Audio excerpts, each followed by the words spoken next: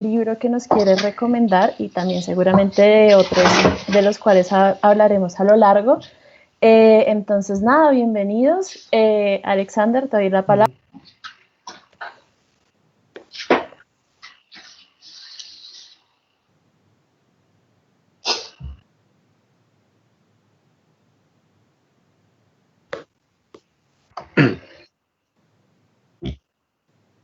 Listo.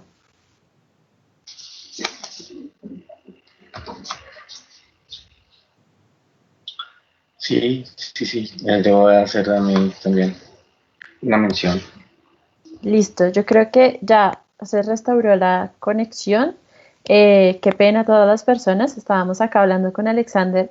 Él nos recomienda para leer el libro de Mario Lebrero, La máquina de pensar en Gladys, que es un libro de Laguna Editores. Entonces le estaba preguntando qué libro podría recomendarnos de esta editorial, que es una editorial independiente colombiana, y de otras editoriales independientes colombianas para leer durante esta época de aislamiento. Sí, Alejandra, bueno, de Laguna, por ejemplo, estoy recomendando esta, Barranquilla 2132, que es una novela de ciencia ficción escrita por José Antonio Osorio Lizarazo. Pues es una novela escrita en 1932 y de ciencia ficción, lo cual, y colombiana, o sea, eso ya de entrada lo hace un platillo un poco exótico. Ya entrando en la lectura del libro me di cuenta de que está muy bien escrita, de que plantea una temática muy actual. Resulta, por ejemplo, como lo que le pasa al personaje es que es criogenizado en 1932 y en 200 años después es despertado por una explosión. Y bueno, se encuentra en un mundo totalmente diferente, donde todas las costumbres han cambiado radicalmente. Una de las costumbres que me llama mucho la atención es, por ejemplo, que los hombres y las mujeres vestían un overol que los hacía prácticamente indistinguibles. Y ahora con este tema de la pandemia me he dado cuenta por ahí de gente que con esos overoles me recuerda mucho a la novela. Otra cuestión es acerca de la comida, que la comida se convierte en un acto pues obsceno prácticamente, entonces la gente decide retirarse a comer. Es una sociedad cada vez más individualizada y dominada por la técnica. Entonces súper recomendado para estos tiempos, para ver que habrá cosas que para él fueron cosas descabelladas o bueno, casi inverosímiles y hoy las estamos viviendo, ¿no?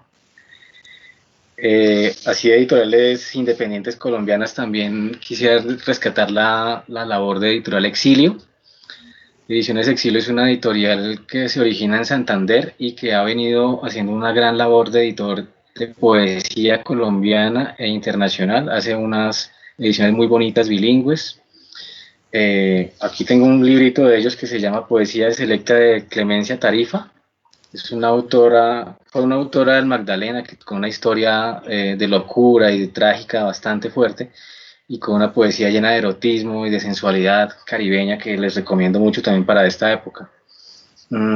Otra editorial que tiene algo muy chévere es Letra a Letra, un catálogo de poesía colombiana bastante extenso, muy cuidado. En este caso, este ejemplar reúne entrevistas a Raúl Gómez Hátines, el poeta de Cerete, Córdoba, tan polémico, pero tan intenso. En este librito se recogen algunos poemas inéditos, unas entrevistas, unos prólogos que no se habían publicado antes. Otra editorial que quisiera mencionar hoy es un proyecto editorial que se llama Piedra de Toque. Es una cuestión, digamos, es un sello no tan joven ya llevan un recorrido y se han enfocado sus esfuerzos a promover nuevas voces de la poesía colombiana. Resulta que, bueno, la poesía, a ver, uno la encuentra mucho en las redes, encuentra muchos poemas de internet y cosas así, pero realmente la labor editorial es otra cosa, ¿no? Llevar al libro el poema es algo complicado, la poesía solo acepta la excelencia, ¿no? Como bien lo dicen Sí. por ahí. Entonces es loable este tipo pues, de proyectos que le apuestan a un género tan delicado, como que a veces uno no lo tiene muy en la mira a la hora de sus preferencias de lectura, ¿no? Entonces también para los lectores que se acerquen al proyecto editorial Piedra de Toque para apoyar nuevos autores de poesía colombiana. Bueno, en esta conversación nos iba a acompañar Alejandra Cifuentes. Ella iba a estar hablando del libro Cómo maté a mi padre. Lastimosamente no puede estar acá, de pronto se conecta hacia el final, pero quisiera cumplir con la labor, con la tarea de hablar un poco del libro, aprovechando que es también, es de Angosta. Acá está, es un libro muy bonito. Otra editorial colombiana. Exacto. Lo empecé a leer y me ha gustado muchísimo. Ha sido un libro muy emotivo. Es la primera novela, si no estoy mal, de Sara Jaramillo Klinker. Y me ha sorprendido mucho la forma en la que utiliza las palabras para expresar ese dolor de la pérdida de un padre. De hecho, este libro me ha acordado muchísimo a Matar a un ruiseñor, porque creo que es muy difícil cuando los autores tratan de adoptar una voz de niño, por así decirlo. Siento que a veces es difícil ver la credibilidad en ello, y creo que al igual que lo hace Harper Lee, en este libro también pasa que uno realmente puede sentir la voz de la niña contando cómo fue el haber perdido a su padre. Entonces, antes de que continuáramos, quería como igual hablar un poquito del libro, y ya retomando un poco la conversación que teníamos. Los libros que se eligieron para esta charla son de editoriales independientes colombianas. Yo quisiera preguntarte, como librero, ¿tú cómo has visto esa evolución o las trayectorias de las editoriales independientes aquí en Colombia? Si los catálogos cada vez crecen más, si se ha, digamos, como especializado aún más la edición. ¿Cómo lo ves tú desde tu óptica de librero?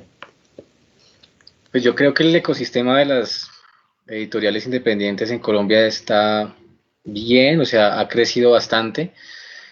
Hace 10 años no era muy factible encontrar una gran variedad como lo es hoy día de autores y de temáticas que manejan las editoriales independientes. Es una labor que ya lleva bastante. Es muy destacable. Por ejemplo, la labor que había venido haciendo o ha venido haciendo La Diligencia, por ejemplo, agrupando y distribuyendo diversas editoriales independientes que bien sabemos que como individuo a veces es muy difícil, pero esta labor de aglutinar y representar a varias y hacer una cosa grupal, pues les ha dado mucho mayor alcance, ¿no? Ese es uno de los casos que destaco, por ejemplo, que ha llevado a editoriales independientes a escenarios internacionales. Hoy día es chévere, por ejemplo, encontrar editoriales independientes especializadas en ciencia ficción. Por ejemplo, el proyecto que lideran los amigos de Mirabilia, que es muy lindo, que es publicar una serie de premios de ciencia ficción colombiana. En Laguna, por ejemplo, La Silueta, que es una editorial que es especializada en arte y diseño. Pero más allá de estas que son muy conocidas, vienen saliendo otros y la gente se está animando a esta labor casi quijotesca de editar y de poner en manos de un lector el pensamiento de otra persona. Entonces creo que sí, creo que el panorama es optimista. Creo que incluso estas nuevas circunstancias a las que nos ha llevado la pandemia han estimulado producción editorial y han estimulado quizá nuevas maneras de llegar a los lectores. Ahora, editar no es fácil. Editar es una labor bien complicada, no solo desde las cargas de trabajo que se tiene, sino desde lo económico, desde las políticas públicas, la gestión. Hay muchos ingredientes que hacen que sea una labor muy difícil, y nunca está de más que se apoye las iniciativas de los jóvenes editores. Iniciativas como esta de la Cámara del Libro que hacen al apoyar librerías, al apoyar todas estas manifestaciones culturales. Bueno, quisiera que habláramos un poquito del oficio de ser librero. Primero, para ti, ¿qué es ser librero? Pues sí, es difícil de definir, porque ni siquiera se puede decir que sea una profesión, eso no cuenta como una profesión, o al menos acá, ¿no? Hay países como Argentina y Alemania sí lo tienen, digamos, enmarcado dentro de una profesionalización. Entonces, para ser librero creo que se necesita primero un gran gusto por los libros.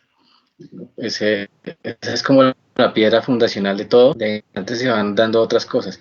Creo que es una persona que tiende puentes entre los autores y los lectores. Es una persona que, digamos, le da sentido en parte al libro, una de las personas que le da sentido al libro al poner en manos de un lector ese producto, ¿no? Ese producto del pensamiento y del espíritu de alguien.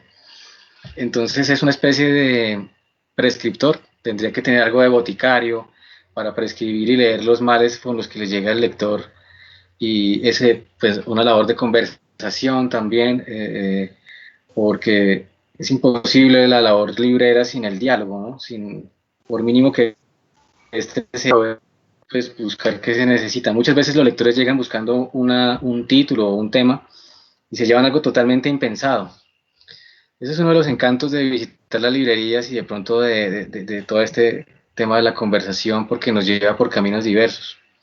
Entonces es como un mediador, diría yo, es una persona que recomienda y que prescribe para los males de amores, para los males de toda índole, pero también para las alegrías, para las celebraciones. Entonces el librero es como un acompañante y un, un puente que se tiende entre la idea y el lector. ¿Y cuáles son los criterios bajo los cuales tú sabes qué libro recomendar? O sea, por ejemplo, ¿tú cómo sabes que si yo llego y te digo, hola Alexander, quiero un libro de cuentos, el libro que a mí me sirve es el del Hebrero y no, por ejemplo, uno de Carver, que también es cuentista? O, no sé, de algún gran cuentista ruso. ¿Cómo, cuáles son esas pistas por las cuales ustedes se guían? Bueno, ahí parte un poco de lo que tengas a mano, ¿no? Entonces sería primordial iniciar con cómo se hace la selección bibliográfica. Entonces, yo en nuestra librería lo que procuro es tener libros que me gusten, que yo leería o que estoy confiado en recomendar. O sea, mantener una oferta como variada y de calidad es básico, ¿no? Ahora ya cuando el lector viene aquí, pues lo mencionaba, es como el diálogo, ¿no?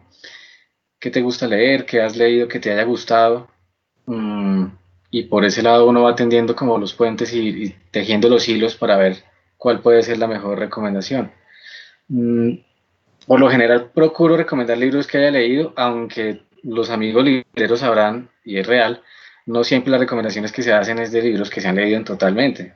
Como tú decías inicialmente, las contraportadas, los índices nos dicen mucho, pero se va creando como una especie de instinto, ¿sabes? Una especie como de, no sé, de ruta, de hilo conductor que va llevando los gustos del librero y del cliente, del lector, pues siempre va a estar mediado por el gusto particular, y eso creo que pues, es prácticamente imposible que no suceda, porque las recomendaciones van a ir siempre con el toque de van a ser distintas a las de otro. Si tú vas a esta librería, este te va a recomendar algo, en otra seguramente el otro dependiente va a optar por otra. Eso también hace fascinante el visitar las librerías. ¿Y cómo ha sido recomendar en estos tiempos de pandemia? ¿Cómo es no poder tener esa conversación de tú a tú, pero igual seguir queriendo recomendar libros? ¿Y qué procesos se han visto fortalecidos? Porque no quiero que la charla sea sobre las cosas malas, sino Oh, de las cosas buenas. claro, no, creo que sí se han abierto nuevas posibilidades, ¿sabes? Con alguien, alguien hablaba conmigo hace poco y decíamos que pues la experiencia de la librería es casi irrepetible, porque en la librería no solamente hay libros, sino que también hay relaciones humanas, hay relaciones que se dan de una manera impensada. Alguien está buscando algo y otro lector llega y pregunta algo que llama su atención, y ahí se genera un diálogo que lleva por otro lado la historia. Este confinamiento nos ha abierto posibilidades en cuanto, por ejemplo, fortalecer el comercio electrónico, fortalecer las redes sociales y el manejo de la información para llegar hacia los públicos de manera más eficaz. Si bien es cierto que no está el contacto físico, pues aprovechamos las tecnologías como esta para poder reunirnos con cualquier persona que necesite. A veces hemos hecho prescripciones bibliográficas así online. Procuramos en el perfil de nuestra librería subir los libros con una pequeña reseña que diga algo, porque muchas veces las reseñas de tapa no son muy claras. Entonces nos ha llevado a tener una economía de lenguaje para poder, digamos, ser concretos y generar interés. Creo que el generar dudas, inquietudes, generar más preguntas que respuestas, también es otra de las labores que la librería, desde cualquier sustrato que se soporte, pues debe tener en la mira, ¿no? Generar ese tipo de inquietudes. Y bueno, pues si bien es cierto que las ventas han disminuido mucho por el cierre de locales físicos, pues pues nos hemos visto orillados a innovar, a adaptarnos, porque el que no se adapta, pues definitivamente está condenado a desaparecer. Y quisiera que nos volvieras a retomar un poco sobre la librería, cómo nació, qué hay para leer, para que animes a las personas a que visiten la librería en cuanto sea posible. Uh-huh. Pues bueno, lo que hay para leer es un proyecto que llevaba añejándose mucho tiempo. Eso, como librero también soy bibliófilo, entonces durante años tuve la costumbre de ver libros raros, de adquirir, de ir como llenando, o sea, eso sí es una manía o un vicio, ¿no? Pues en todo lado hay libros y se convierten como sí, como en el tapiz de la casa también porque ya está todo lleno. Entonces, esos libros estaban ahí como la librería en potencia, no se había hecho nada con ellas salvo algunas ventas ahí sueltas.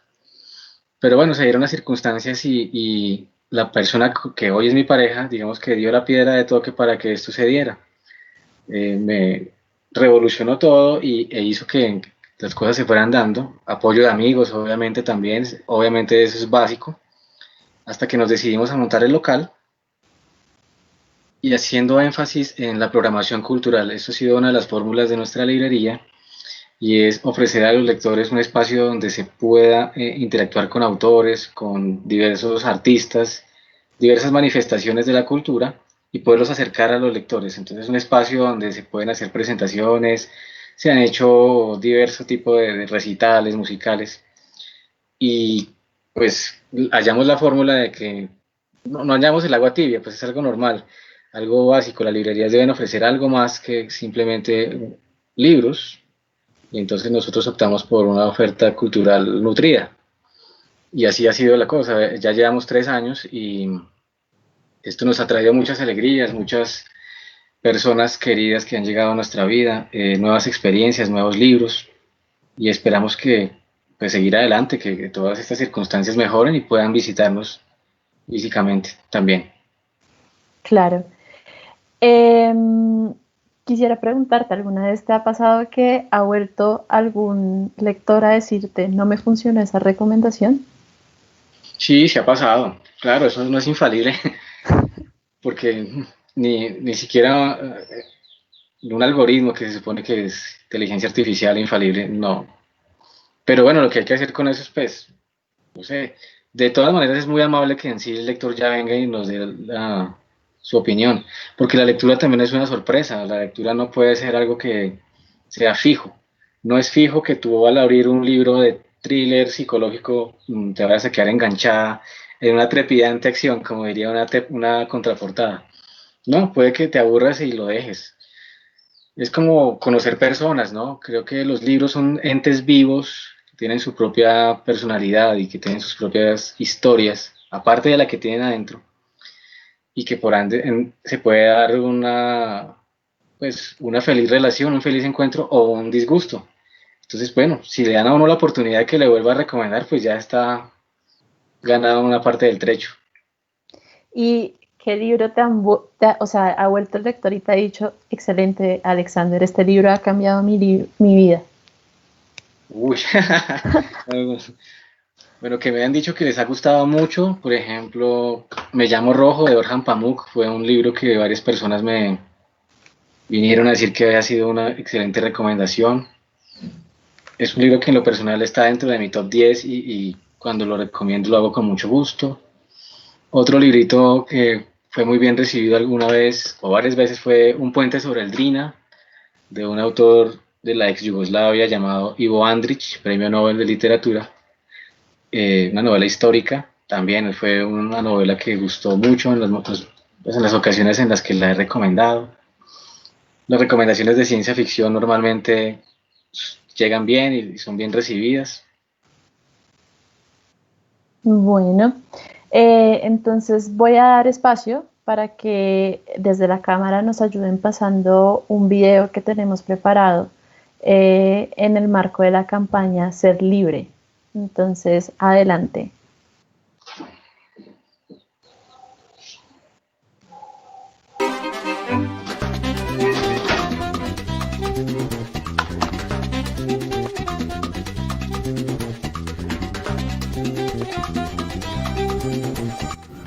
Hola, soy Mariela Guerrero, propietaria de la librería Camino a Casa de la ciudad de Pasto. Soy Marcos Sosa, librero, editor y fundador de La Valija de Fuego.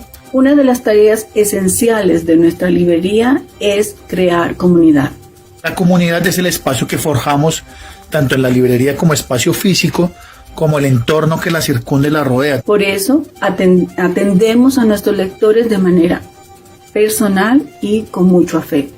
Cuando logramos generar comunidad más allá de generar un nicho de consumo, lo que tratamos de hacer es generar una atmósfera, un espacio y unos vínculos que sobresalen de la transacción netamente económica. También de manera permanente programamos actividades segmentadas para nuestros lectores. Es decir, potenciar la capacidad de la librería a un anclaje, un nodo cultural que de una u otra forma es tan necesario para oxigenar esta ciudad y muchos espacios más. Diariamente presentamos novedades y recomendaciones.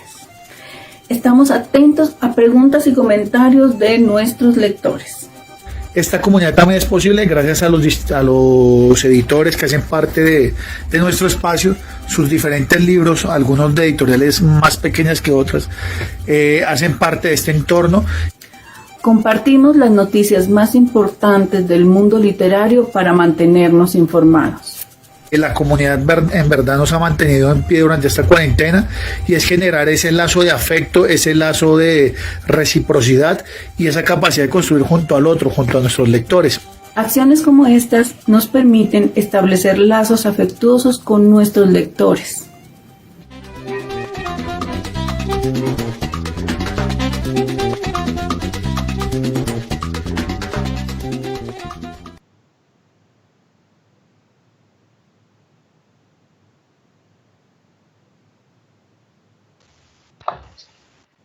Bueno, por acá Isabel Cristina nos pasa unos comentarios que nos han hecho durante la transmisión.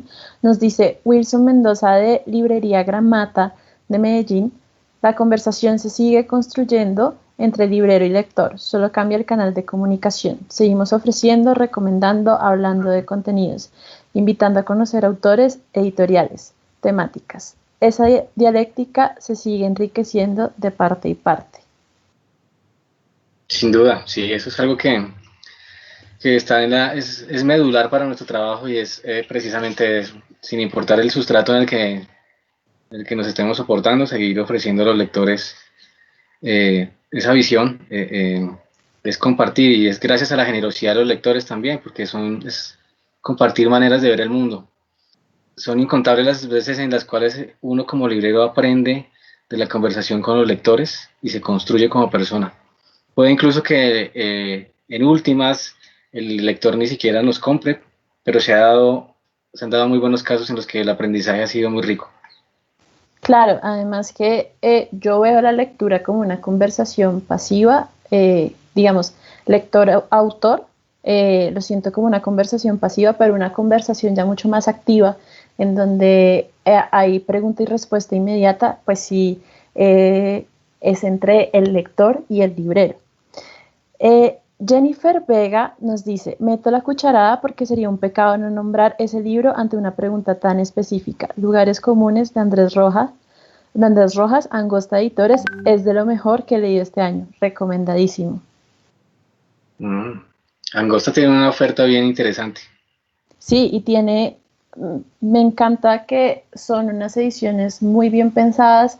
De hecho, una cosa que me gusta destacar de las editoriales independientes colombianas es que tienen una línea gráfica y editorialmente muy, muy organizada, muy bien pensada. Yo creo que uno ve un libro de Laguna y uno sabe que es un libro de Laguna. O sea, a mí cuando me llegó el libro del Hebrero, pude ver la esencia de Laguna ahí, y lo mismo con Angosta, que este libro de Sara Jaramillo Tinker me ha parecido una belleza, y claro, es una cosa impecable en cuanto al editorial, en cuanto al libro como objeto. Sí, porque la lectura también es tocar y es mirar muchas cosas. Sí, no sé si tenemos alguna otra pregunta. No sé si Isabel Cristina tiene por ahí algo más.